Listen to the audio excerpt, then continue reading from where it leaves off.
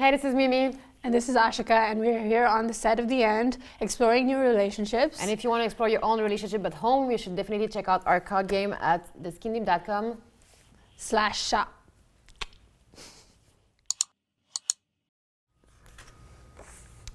Describe the first moment you knew that I loved you. You knew that I knew that you loved me. Yeah, I mean, when we had that conversation, like, on the bench in Washington Square Park, I was just like, oh, like, any other person would have just been like, I'm out. Like, this is too much. And you were just like, you, like, heard me out. And you didn't just, like, assume that I was crazy. And I, like, really appreciate that. Of course you're not crazy.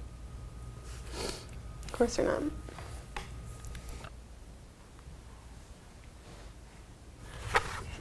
When do you feel closest to me? Usually when your head's on my chest. Oh. Yeah. Yeah. Like when you're literally the closest. Yeah, like on Valentine's Day. Because it usually means like that we've been talking for a while and we're like settling in to like watch something together. Yeah. And then we'll probably talk about it again later. But like, yeah, I just like feeling that weight right there is really comforting. When do you feel closest to me? Every once in a while when we like dance in the house. Oh, I love that. Just like impromptu. Yeah, like I'm not like the danciest person.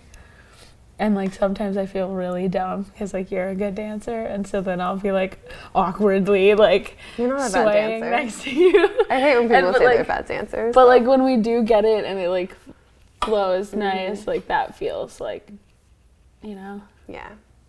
Everyone has their own kind of rhythm, you know. Yeah. Yeah. No, it's so fun. Right. What are you hesitant to tell me?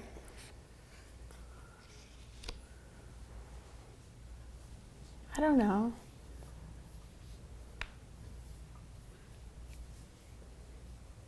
I don't know. I guess I'm like like the thing is like the first thing that popped into my head was like the on moving in together thing, right? Mm-hmm. But also like then we sit down and talk and like that doesn't feel like a thing I want anymore. Yeah. You know? Yeah. Like so I guess it feels like it would be another issue, like a whole other stress to like I don't know. I think it would take stress off. Yeah. But it sounds like stress for me because I would be the one moving out, I think, partly. Yeah. Yeah. So in my mind, I'm like, oh my God, that comes with looking for a place, finding new people to live with. Like, yeah, but that's not something I'm like hesitant to tell you either. Right, we talk about it all the time. Like yeah. We talk about it all the time. It's just like an uncomfy thing. Like, but also like, I don't know. Like, I'm always gonna love you, like regardless of like whether we keep living together or not. Right. It's just hard. We're 25, 26. We're so young. Like, we don't have to live together right now. Like, I'm not worried about it. Like, I guess I'd be hesitant to tell you that it is a relief to know that, like, even if we don't work out right now, that, like, I feel like you're my person. You're end game for me. Yeah, like, it'll, like, just loop back around. Like, even if we go off and, like, figure out what we gotta do. Yeah, like I know that like for sure, like in my heart, like wherever we have to go for like career or personally or whatever we need to do like for life, like I know that you're the person I want to come back to at the end of the day. You're the person I want to like grow old with.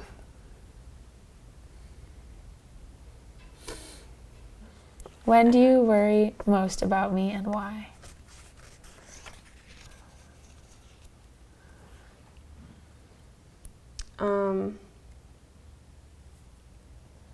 When you're having like one of your like panic attack or like your anxiety attacks or whatever, I feel like I see like a little kid version of you looking at me or something. Just like the face you make, I feel like I see like what you must have looked like when you were really young and really scared, and like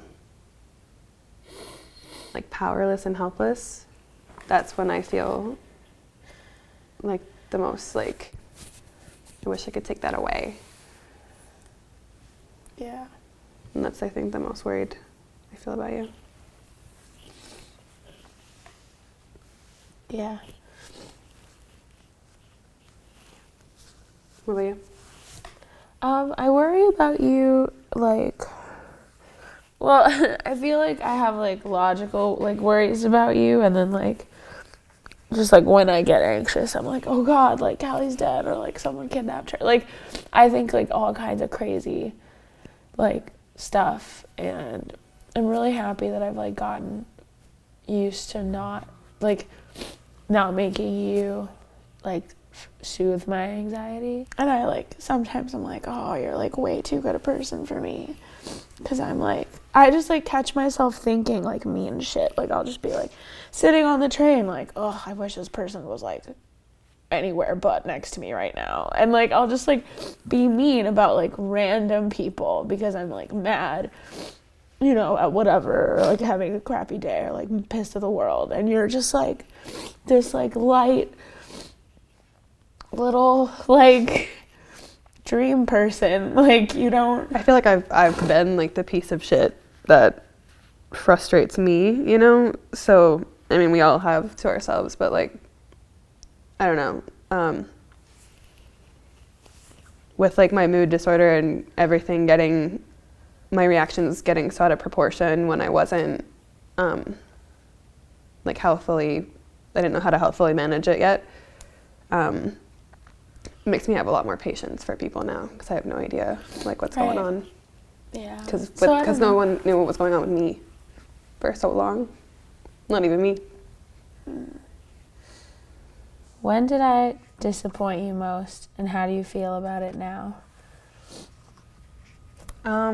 Ooh. I would say the times you've disappointed me have just been when I've been having, like, my own mental health, when my mental health hasn't been, like, in a good place, like, which hasn't been super often, but like when I have had my emotional attack stuff or panic attacks,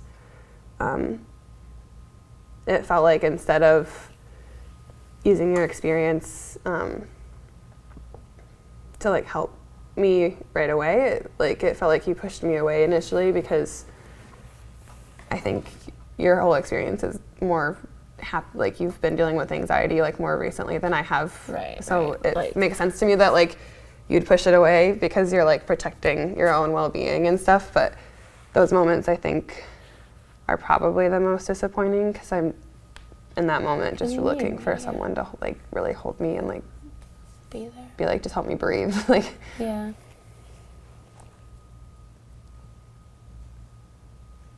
But there isn't, like, a pinpoint instance that you can think of that you're like, phew, in the middle of those panic attacks. Yeah. Okay. In the middle of that one and the one that I had this week. This week, like last night. Yeah. Yeah, that but honestly, last night was the most frustrated I've ever been with you. It was the worst emotional attack I've had in probably 2 years. It was awful. And I just, it was awful.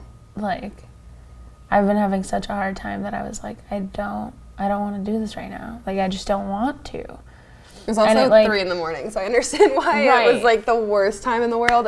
I also just couldn't stop crying. You know? It's awful. I know, it just goes on for hours, and it's like, it feels like every time you think it's over, then you take another deep breath, and it's back, and it starts again, and it's just like, what? Like, what am I even sad about still? It's awful. Yeah. And I'm sorry. It's all good. And I do think that we just need to be better about being like, hey, like, I love you so much, but you need to find someone else to lean on right now. Yeah. You know? It's been helpful to have, that, like, line in your back pocket. Yeah. Yeah. I like you. I like you. Okay, cool. It's your turn. Sorry. What's one experience you wish we never had?